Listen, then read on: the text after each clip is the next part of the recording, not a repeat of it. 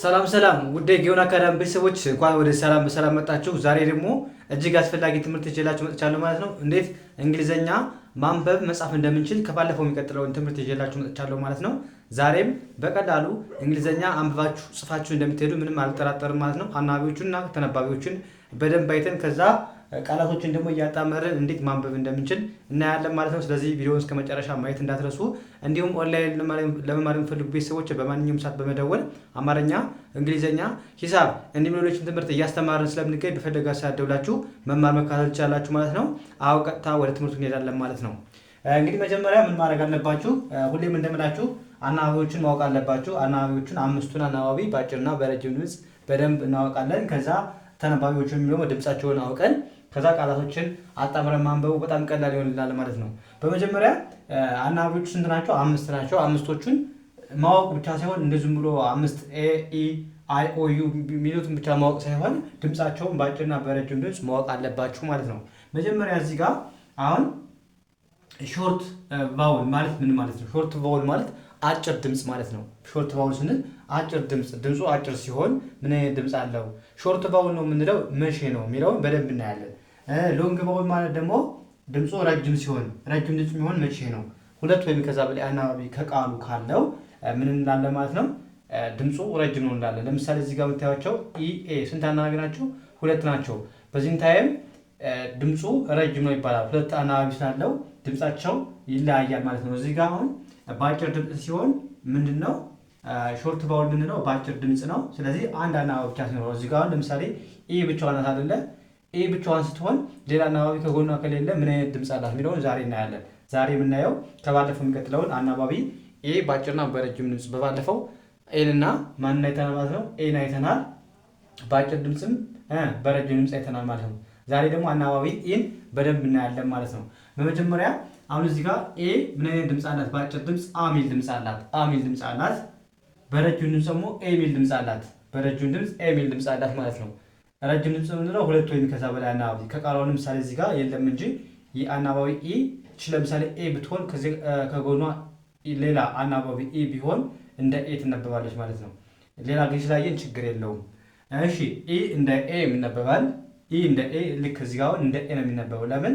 ብቻውን ስለሆነ አናባቢ ኢ ብቻውን ከሆነ ኤ ሚል ድምፅ ነው ያለው እንጂ ኢ ሚል ድምፅ የለውም ማለት ነው። ስለዚህ መቼ ነው እንደ ኤ የሚነበበው? ኤ ብቻውን ከቃሉ ኢ ብቻ ከሆነ ሌላ አናባቢ ከአምስቶቹ ከነዚህ አናባቢ ውስጥ አንዱ ብቻውን ከሆነ ሌላ አናባቢ ከጎኑ ከሌለ አናባቢ ኢ ሚል ድምፅ አለው ማለት ነው። ዛሬ የምናየው ስፔሻሊ ይህን ነው ማለት ነው። ሌሎችን ኤን ስለሰራን ገብታችሁ ማየት ትችላላችሁ ማለት ነው። በዚህ መልኩ ያ ከዛ ማን አለች?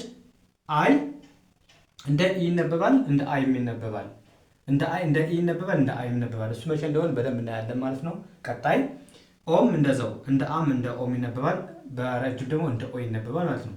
ዩ እንደ ኡም እንደ አም ይነበባል። በረጅም ደግሞ ዩ ሚል ድምፅ አለው። ሎንግ ቫውል ላይ ራሳቸው ናቸው የሚጠሩት ድምፃቸው ኤ ሚል ድምፅ ካለው ማለት ኤ ራሱ ሆነ እንግሊዝኛዋን ኤ ብለን ነው የምንጠራት። ኢም ኢ ብለን ነው የምንጠራት። አይም አይ፣ ኦም ኦ፣ ዩም ዩ ብለን ነው የምንጠራት ማለት ነው። በረጅም ድምፅ ተመሳሳይ ነው። ራሳቸውን እንግሊዝኛዋን ነው የምንጠራ። በአጭር ድምፅ ነው የሚለያዩት ማለት ነው። ስለዚህ አጭር ድምፅ የምንለው በአጭሩ ለመናገር ምንድነው? አንድ አናባቢ ብቻ ከቃሉ አንድ አናባቢ ብቻ ካለው ለምሳሌ ኤ ብቻውን ከሆነ እንደ ኤ እንደ አ እንደምታነቡት፣ ኢም ብቻውን ከሆነ እንደ ኤ እንደምታነቡት፣ አይም ብቻውን ከሆነ እንደ ኤ ታነባላችሁ፣ ኦም ብቻውን ከሆነ እንደ አና እንደ ኦ ታነባላችሁ፣ ዩ እንደ ኡ እንደ አም ይነበባል። መቼ? ብቻውን ከሆነ አናባቢ ከኤ ጋር ለምሳሌ እዚህ ጋር የሆነ ቃል መስርተን ኤ ብቻ ከሆነ ሌላ ከጎኑ ሌላ አናባቢ ከሌለ ማለት ነው። በዚህ በኩል የምታዩቸው ደግሞ ረጅም ድምፅ ለምሳሌ ሁለት ኤ አለ አናባቢ ኤ አለ። ከዛ ከጎኑ ደግሞ ሌላ ከአምስቶቹ አንድ አናባቢ ካለ ድምፁ ምን ይሆናል ማለት ነው? ኤ እንደ አ ሳይሆን እንደ ኤ እናነበዋለን። ኢም በተመሳሳይ ሌላ አናባቢ አሁን ለምሳሌ እዚህ ጋር ኢ አለች፣ ሌላ አናባቢ ኢ አለች። ስለዚህ ኢ ምን አይነት ድምፅ አላት ማለት ነው? ራሷን እንግሊዝኛዋን ኢ ብለን እንጠራሃለን ማለት ነው። አይም ልክ እንደዚሁ አይ ብቻውን ከሆነ እንደ ኤ ነው የምታነቡት። ሌላ አናባቢ ከጎኑ ከሌለ፣ ከጎኑ ካለ ደግሞ አይ ብላችሁ ታነባላችሁ ማለት ነው። ኦ በአጭር ድምፅ ከጎኑ አንድ አናባቢ ብቻውን ከሆነ ማለት ነው። ሌላ አናባቢ ከሌለው እንደ አ እንደ ኦም ሊነበብ ይችላል። በረጅም ድምፅ ደግሞ ስፔሻሊ በብዛት የሚነበበው እንደ ኦ ነው የሚነበበው ማለት ነው። ኦ ሚል ድምፅ አለው። ዩ እንደ እ እንደ ኡም ይነበባል ማለት ነው። በአጭር ድምፅ ብቻውን ሲሆን ከብቻው ከአናባቢዎቹ ጋር ከሆነ ደግሞ ራሱ እንግሊዘኛውን ዩ ብለን እናነባለን ማለት ነው። ይህም በደንብ ያዙ። ከዛ እነዚህን ከያዛችሁ በኋላ ተነባቢዎቹ ደግሞ ማወቅ። ተነባቢዎች በጣም ቀላል ናቸው። ከድምጻቸው መረዳት ትችላላችሁ። ለምሳሌ ኮንሶናንት ኦር ተነባቢ ብለን የምንጠራቸው ስንት ናቸው? 21 ናቸው። አጠቃላይ ስንት ናቸው? 26 ናቸው። አምስቱ ምንድን ናቸው? አናባቢ ኦር ቫውል ብለን እንጠራቸዋለን። ኮንሶናንት ወይም ተነባቢ ብለን የምንጠራቸው ደግሞ ስንት ናቸው? 21 ይሆናሉ ማለት ነው። በአጠቃላይ የእንግሊዝኛ አልፋቤት 26 ናቸው። ከ26ቱ 21ዱ ተነባቢ ሲሆን አምስቱ አናባቢ ናቸው። ስለዚህ ከማን እንጀምራለን? ኤ አናባቢ ስለሆነ ከቢ ነው የምንጀምረው። ቢ ሲ ዲ ኤፍ ጂ ኤች ጄ ኬ ኤል ኤም ኤን ፒ ኪው አር ኤስ ቲ ዩ ማለት ቪ ደብሊው ኤክስ ዋይ ዜድ እነዚህ ምንድን ናቸው? ተነባቢ ይባላሉ። ተነባቢ አሁን ድምፃቸውን እንግዲህ ቢ ስትሉ ብ የሚል ድምፅ አለው። እሺ ቢ ብ እነዚህ አናባቢዎቹ ተነባቢዎቹ ስድስተኛ ፊደል የአማርኛ ስድስተኛ ፊደል አማርኛ የምትችሉ ልጆች የአማርኛ ስድስት ፊደል ስድስተኛ ፊደል ብለን የምንጠራቸው እነሱ ነው የምንጨምር ማለት ነው። ስለዚህ ቢ ብ የሚል ድምፅ አለው። ሲ ክ የሚል ድምፅ አለው። ዲ ድ የሚል ድምፅ አለው። ኤፍ ፍ ጂ ግ ኤች ህ ጄ ጂ ኬ ክ ኤል ል ኤም ም ኤን ን ፒ ፕ ኪው ቅ አር ር ኤስ ስ ቲ ት ቪ ቭ ደብሊው ው ኤክስ ክስ ዋይ ይ ዜድ ድ የሚል ድምፅ አለው ማለት ነው። ድ የሚል ድምፅ አለው። ስለዚህ በዚህ መልኩ መያዝ አለባችሁ። ዳብሊው ይቅርታ ቢን እንደ ባ አነበባችሁ፣ ሲን እንደ ክ፣ ዲን እንደ ድ፣ ኤፍን እንደ ፍ፣ ጂን እንደ ግ፣ ኤችን እንደ ህ፣ ጀን እንደ ጅ፣ ኬን እንደ ክ፣ ኤልን እንደ ል፣ ኤምን እንደ ም፣ ኤንን እንደ ን፣ ፒን እንደ ፕ፣ ኪውን እንደ ቅ፣ አርን እንደ ር፣ ኤስን እንደ ስ፣ ቲን እንደ ት፣ ቪን እንደ ብ፣ ዳብሊውን እንደ ው፣ ኤክስን እንደ ክስ፣ ዋይን እንደ ይ፣ ዜድን እንደ ዝ ማንበብ ተገቢ ነው ማለት ነው። መጀመሪያ እነዚህ መጀመሪያ ያዛችሁ። ከዛ አሁን ይህን ማንበብ አያቅተንም ማለት ነው። ይህን ማንበብ በጣም ቀላል ነው የሚሆንላችሁ ማለት ነው። አሁን ከዚህ ሳንወጣ እንዴት ማንበብ እንደምንችል እናያለን ማለት ነው። ሉክ አሁን እዚህ ጋር ቢን እንደምታነባት ያያችኋለሁ። እንደ ብ ብ ከዛስ ኤ። አሁን እዚህ ጋር ችግሩ እዚህ ጋር ነው። ኤ እንደ ኤ ነው የምናነባት ወይስ እንደ ኢ የሚለው ጥያቄ ሊፈጥርባችሁ ይችላል። የምናነበው እዚህ ጋር እንደ ኤ ነው። ኤ የሚል ድምፅ አለው። ለምን አንድ አናባቢ ብቻ ነው ያለ። እቺ ኢ ብቻ ናት። ሌላ አናባቢ ከጎኗ ወይ ኦ አይ ዩ የሚል ድምፅ ሌላ አናባቢ የለም ማለት። ስለዚህ እሷ ብቻ ስለሆነች ከቃሉ ያለችው ምን አይነት ድምፅ አላት ማለት ነው? ኤ የሚል ድምፅ አላት ማለት ነው። ኤ የሚል ድምፅ አላት። ለምን አልኳችሁ? እዚህ ጋር ምን ብያችኋለሁ? አናባቢ ኢ ብቻዋን ከሆነች ሾርት ቫውል እንላለን። ብቻዋን ከሆነች አሁን ሾርት ነው፣ ሾርት ድምፅ ነው ያለው። ስለዚህ ኤ ኢ ኤ የሚል ድምፅ አላት። ለምን? ብቻዋን ከሆነች አናባቢ ሌላ ከጎኗ ከሌለ ኤ የሚል ድምፅ አላት ብዬ አስተምራችኋለሁ እዚህ ጋር ማለት ነው።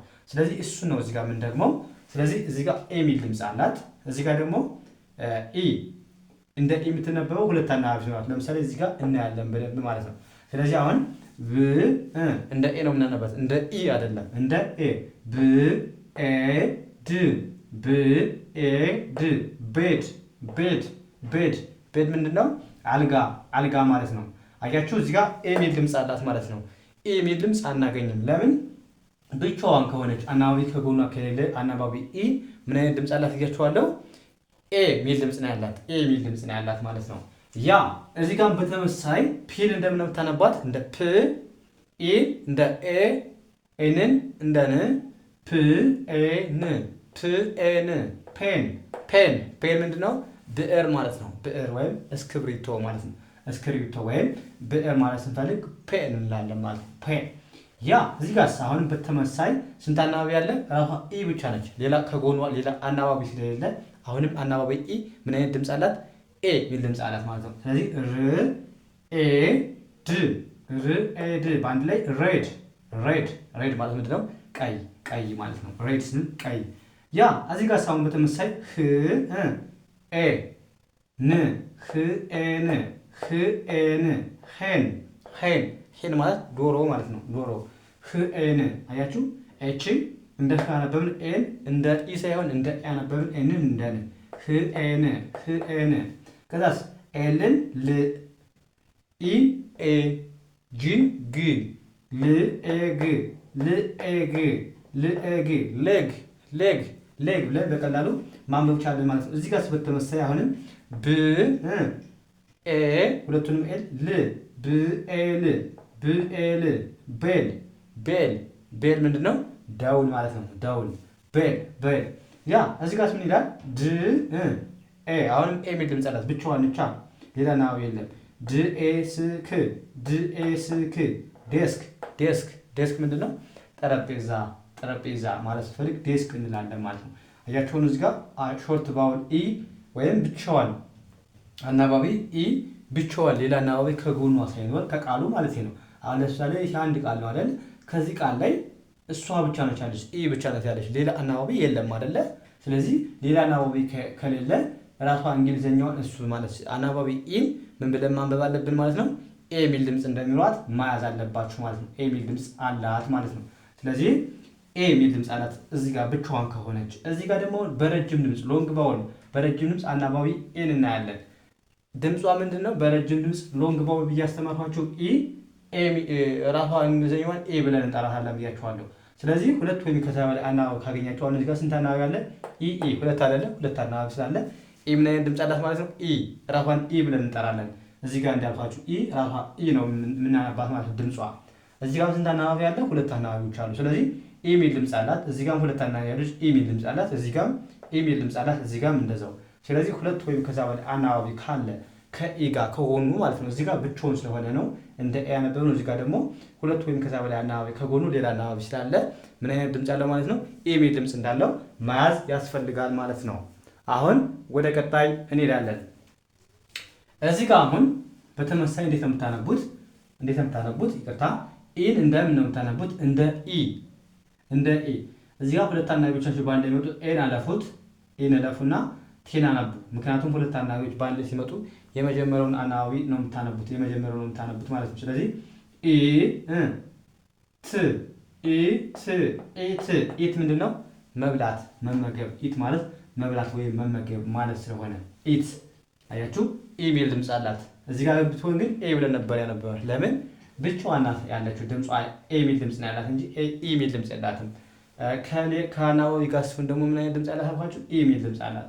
ስለዚህ ኢት መብላት ማለት ነው። እዚህ ጋር በተመሳሳይ አር ኢ ኤ ዲ ስንት አናባቢዎች አሉ? ሁለት። ስለዚህ ኢ ምን አይነት ድምፅ አላት? ኢ ራሷን እንግሊዝኛውን ኢ ብለን መጥራት አለብን። ኢ ድ ሪድ ሪድ ምንድነው? ማንበብ። ሪድ ማለት ማንበብ ማለት ነው። ማንበብ። ያ በተመሳሳይ እዚህ ጋር አሁን ው ኢ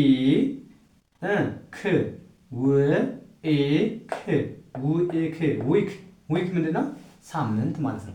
ዊክ ማለት ሳምንት ማለት ነው። አያችሁ ኤ የሚል ድምፅ አላት። ኤ የሚል ድምፅ የላትም። ለምን? ሁለት ናቸው አናባቢዎች። ሁለት ወይም ከዛ በላይ አናባቢ ከሆኑ ወይም በሌላ አባባል ከኤ ጋር ከጎኑ ሌላ አናባቢ ካለ ምንም አይነት ድምፅ አለው ማለት ነው። ኢ የሚል ድምፅ እንዳለው መያዝ አለባችሁ ማለት ነው። ስለዚህ ዊክ ማለት ሳምንት። እዚህ ጋር በተመሳሳይ ስንት አናባቢ አሉ? ሁለት ኢ አሉ ማለት ነው። ስለዚህ ሎንግ ነው። ሎንግ ከሆነ ደግሞ ኢን እንደ ኢ ነው የምናነባት። ስለዚህ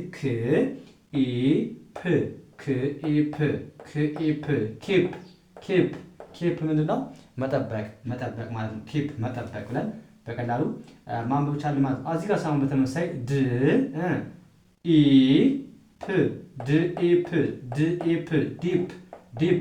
ዲፕ ምንድነው? ጥልቅ ማለት ነው። ያ ኤፍ እንደ አርን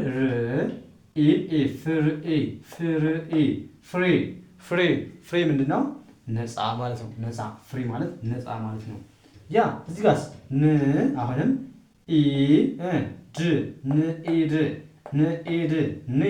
ኒድ ምንድነው? መፈለግ ማለት ነው። ኒድ ማለት መፈለግ ስለሆነ ያ እዚህ ጋር በተመሳሳይ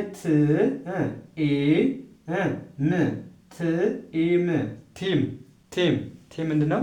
ቡድን ማለት ነው። ቡድን ስንል ቲም ማለት እንችላለን ማለት ነው። አያችሁ እዚህ ጋር አሁን ምን አያችሁ ማለት ነው? ኢሚል ድምፅ አላት ማለት ነው። አናባቢ ኤ ምን አይነት ድምፅ ነው ታያችሁ ማለት ነው። ራሷን እንግሊዘኛዋን ኤ ብለን ስንጠራት አየን።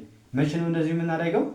ከአናባቢ ኢ ጋር ወይም ከሆነ ቃል ላይ አናባቢ ኢ አለች፣ ከጎኗ ደግሞ ሌላ አናባቢ ካለ ኢ ምን አይነት ድምፅ አላት ማለት ነው። ራሷን እንግሊዘኛዋን ኤ ብለን እንደምጠራት ማየት አለባችሁ፣ መያዝ አለባችሁ ማለት ነው። ከዛ በዚህ በኩል ደግሞ ስታዩ ብቻዋን ናት አይደለ?